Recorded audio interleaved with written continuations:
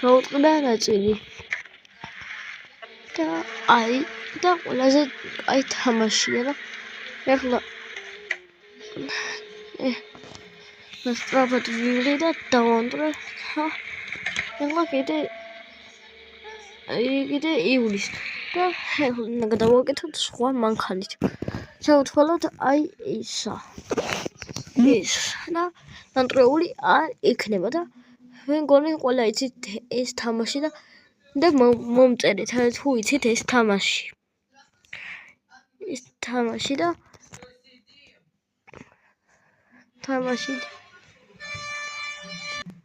და ამას ეხლა მოვჩვევით ამ ვიდეოს ნახვამდის